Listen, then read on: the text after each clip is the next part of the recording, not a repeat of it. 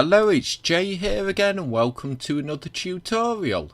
In this lesson we're continuing on with the pause script and we're actually going to get some bug fixing done in this video. So as you know, the console's clear, we have no errors, but if I hit play and we pause the game, we hit main menu, we can see we keep getting the cursor stuck in the screen. We have to escape again. We also have a problem with audio clips not playing. So we're going to fix that now. So let's come here. And I'm just going to create a line break between the spotlight and play. In fact, I'm going to make 3. And what we need to do to avoid the cursor getting stuck, if I come to the FPS controller, we need to disable this script, the first person controller. However, and we're in the game paused and not paused functions here. Let's copy one of these lines. Let's copy the one for the player health and we'll paste it in. So if we try and use the name of the script, first person controller, as you can see, we've got a red error. And let's just change the comment here while we're at it. So how do you access this script? Well, it's quite easy. We'll come to the top here and add a new using statement. So using, we want Unity standard assets dot, and we want characters dot first person, and we close the line off. We'll enter there, and if we scroll back down, as you can see, the error is now gone. So let's copy this line and let's paste it in the game not paused. So we'll paste that in, and we just need to change this to true, and we'll just change the comment there. So if we save that off and go and test it out, and we'll pause the game, so we'll hit menu, and as you can see, the cursor remains free. So we're absolutely fine. Let's stop that there. So that is one bug solved. And now we have to deal with the audio clip, and I'm just going to copy this line for the quit game audio. We'll paste that in. And we're going to change the naming convention to underscore no button audio.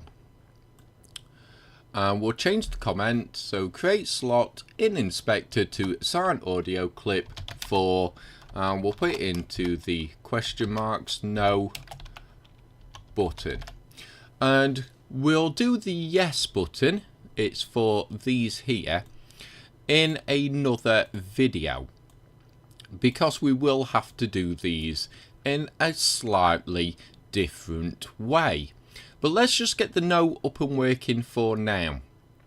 So the first thing we need to do is we're going to come to the game paused function, and what we need to do is comment out this line for the audio listener, where we set the volume to 0.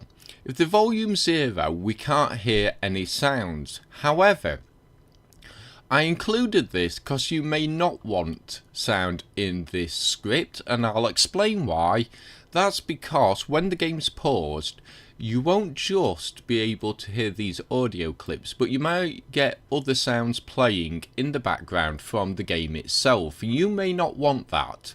So I'm just going to comment it out for now, and I will always advise you to experiment to see what suits your project. But for now, let's cut these two lines where we make the cursor visible true and the lock state none. we'll just get rid of the empty line and we'll come to the void update. And let's paste them 2 lines in. And above it we want if open brackets underscore paused double equals true. We'll close brackets, we'll open. We'll come into the comments, we'll say if paused is equal to true. Let's tidy up these comments, and in fact I'll just tab these in first. We'll get rid of all this empty space. We'll come to the end of the line here and we'll just close bracket, and we'll save that off there. I've done it this way. We could have left it in the game paused function. As you could see, the cursor was working, but I've decided just to move it into here for now as well. Just it's a bit just like a bit of a fail-safe.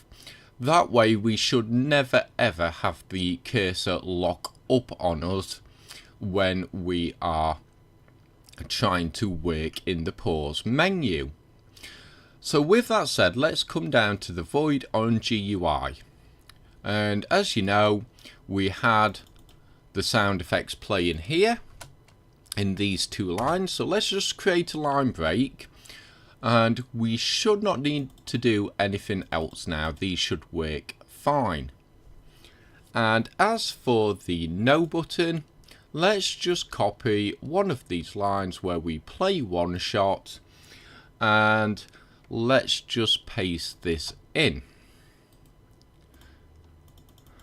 And I'm sure you've guessed, we're just going to change the naming convention here. So no button, let's tidy up the comments, and again we'll use the naming convention in the comments. We'll copy, and here for the no as well. So now we have those in place, let's do one more thing in this video. So we're going to come to the game not paused, and we're actually going to copy these 2 lines, the time scale and the audio listener volume equals 1. We won't need this line if this is commented out, but let's put it in anyway, again, just because I know some of you may want to leave it as it is. And we'll just paste that in, and for some reason I'm missing a comment on that line, so let's just copy that comment and we'll just paste that in. So yes. So if we try and return to main menu now, what would have happened is the time frame or scale would have remained at 0, which means we'd have ended up stuck at the main menu. Whereas now we reset time back to default, and just in case we'll also set audio listener to its default of 1 now. So let's save that off. We'll downsize the script and let's go and test it out now. Let's just clear the console and we'll hit play. So in fact, let's come to the game manager. Let's just assign a audio clip for the no button. So yes, we'll use that. That will do. Again, I'm using public domain sound effects, so these won't be what I'll use in my final project, but again, I'm sure you all know for the purposes of YouTube while I'm using public domain effects. So if we hit now and same when we quit,